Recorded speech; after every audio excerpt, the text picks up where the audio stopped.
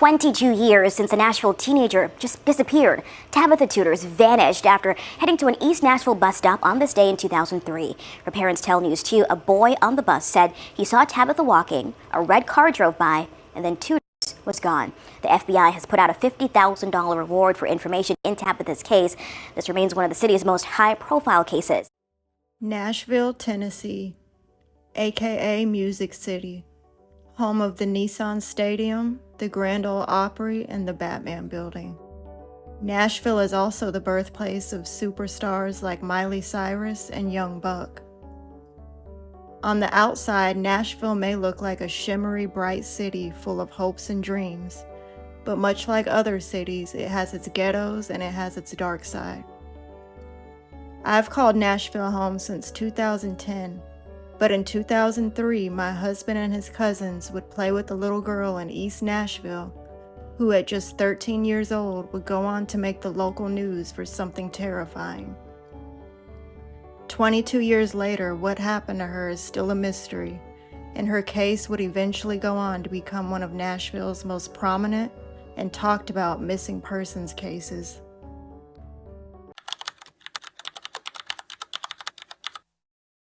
Tabitha Danielle Tuders was born on February 15, 1990 in Nashville, Tennessee, to her parents Bo and Debra Tuders. She was 13 at the time of her disappearance.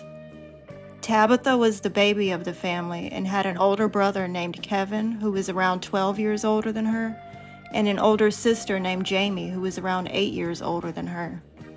The Tuders were not rich or wealthy by any means. In fact, neither of her parents finished school, but both were hardworking, with her dad Bo being a short-haul truck driver and her mom Debra being a cafeteria cook at a local elementary school called Tom Joy Elementary.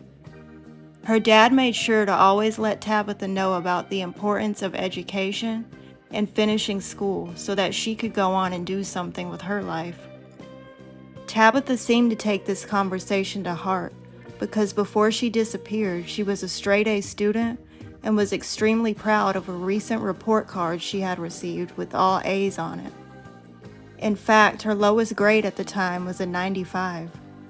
At the time of her disappearance, Tabitha lived with her parents at 1312 Lillian Street in East Nashville. In 2003, East Nashville was not the best area, and it had not yet been taken over by gentrification. The sound of gunshots in the neighborhood and cars driving by bumping loud music was not an abnormal occurrence. Back then, East Nashville was a struggling area with a reputation for high crime, poverty, violence, and drug houses. Tabitha's neighborhood in particular had numerous documented child predators. East Nashville has since gone through a tremendous change over the years, and the decrease in crime is mostly credited to gentrification. Tabitha was described as a petite little girl, standing at just 5 foot 1 inches tall and weighing between 98 and 100 pounds.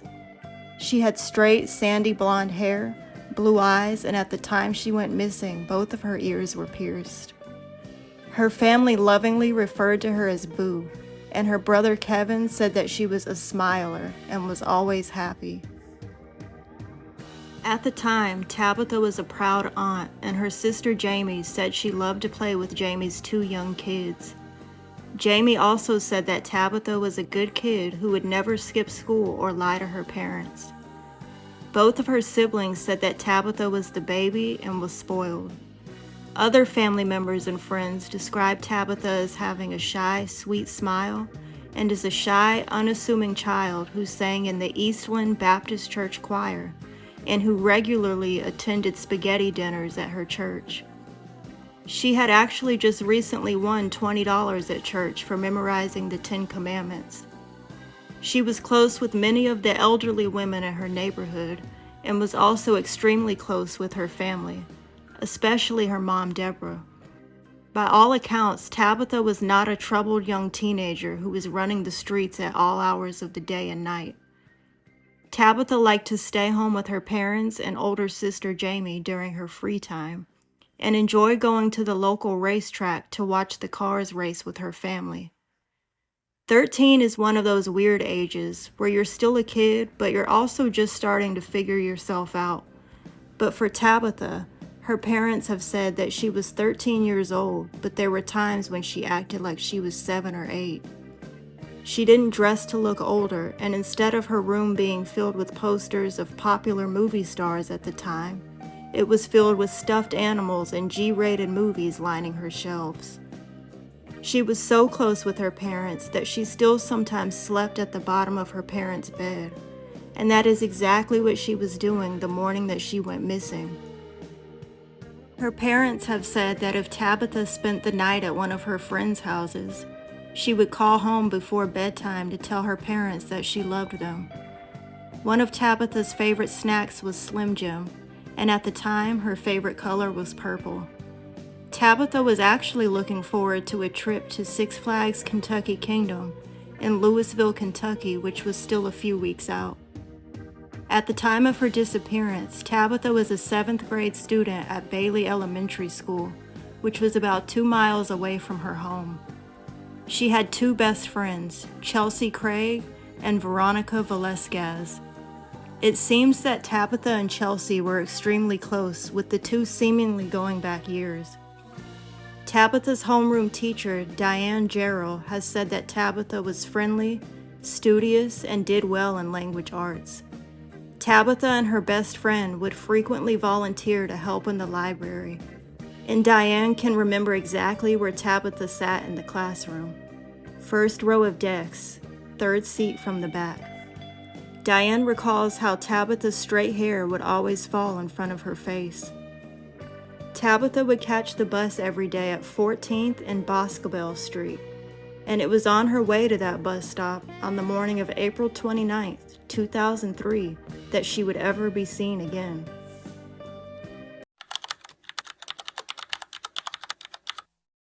For the Tuders family, the morning of Tuesday, April 29th, 2003, started out just like any other regular morning.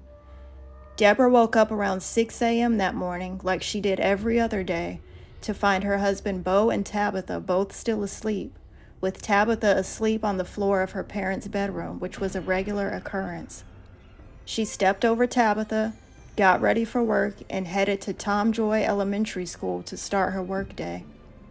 After Debra left, Bo then woke up for work and lightly shook Tabitha to wake her up, as she was still asleep in her parents' room.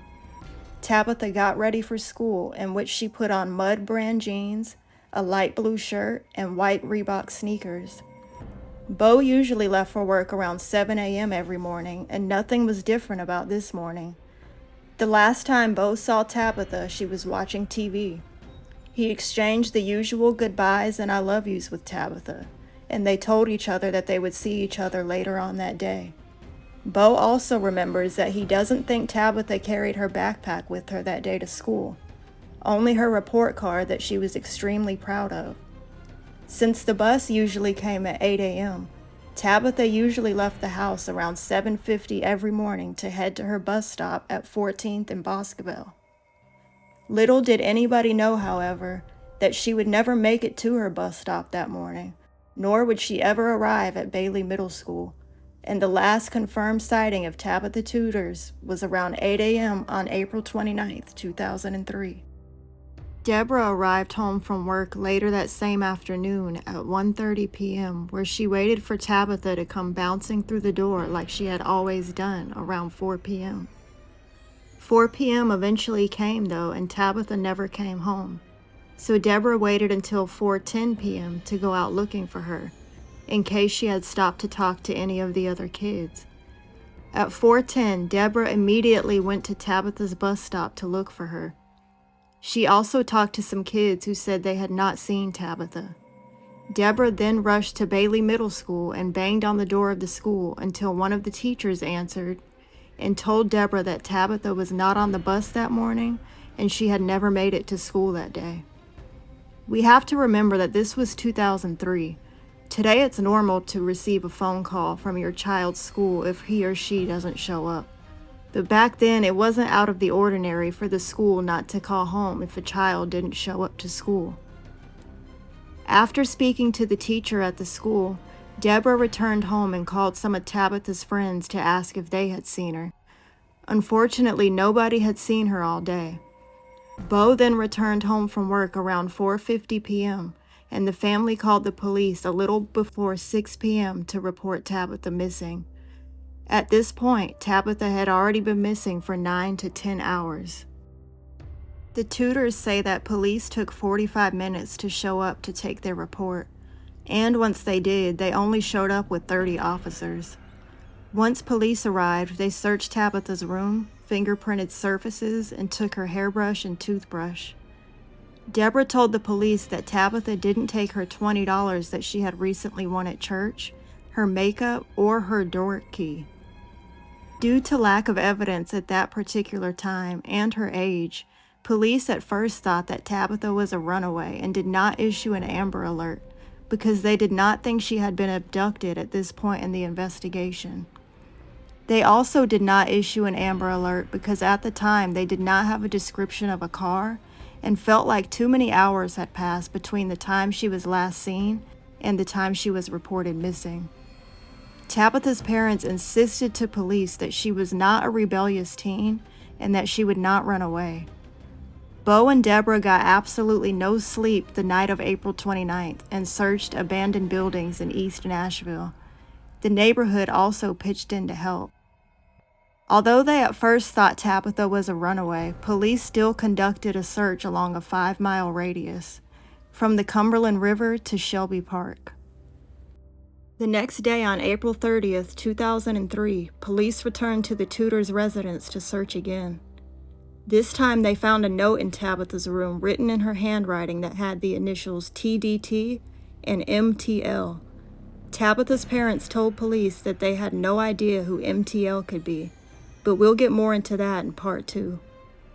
While detectives were investigating, an 11-year-old boy who went to school with Tabitha and rode the bus with her told detectives that while he was waiting at the second bus stop at 15th and Boscobel, he saw Tabitha walking towards him from 14th Street.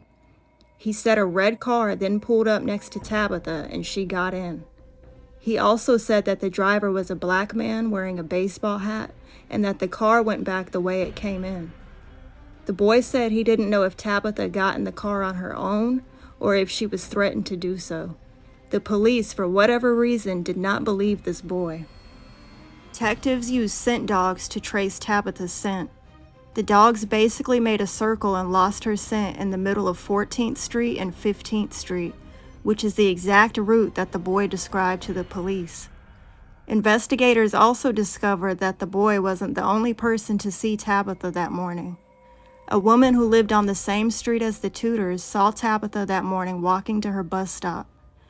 There was a man who saw Tabitha walking at the intersection of 14th and Boscobel, and there were also some kids who saw her crossing over from 14th to Boscobel.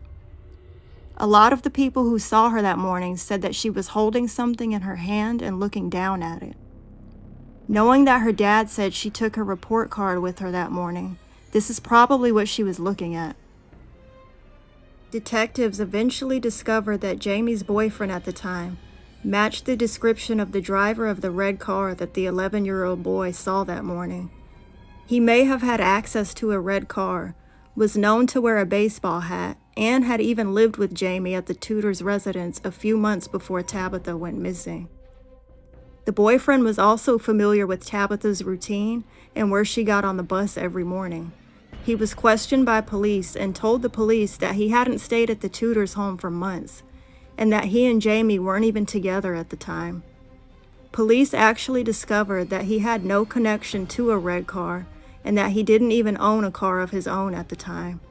He also had an alibi for the morning of April 29th, and a friend corroborated his alibi and said that they had indeed been together on the morning Tabitha disappeared. He passed a lie detector test and was cleared by police. Detectives continued investigating and talked to a friend of Tabitha's who said that one Saturday, she and Tabitha had gone to a library in East Nashville and used the computers to get on a chat line. The girl showed detectives which computer she and Tabitha used, and police took it and examined it forensically to look for any chat history evidence. Nothing ever came of this, however, because police couldn't find exactly which chat rooms Tabitha had visited. Like I mentioned at the beginning of the video, Tabitha's neighborhood was overflowing with child predators, and police talked to at least 2 other child predators who were questioned and eventually cleared. This was part 1 of the Tabitha Tuders disappearance. In part 2, we'll be talking about sightings, theories, and what her family has had to go through since her tragic disappearance. Thank you for watching, and if you have any information regarding the disappearance of 13-year-old Tabitha Tuders that occurred on April 29, 2003 in Nashville, Tennessee, please call the Metro Nashville Police Department at 615-742-7463.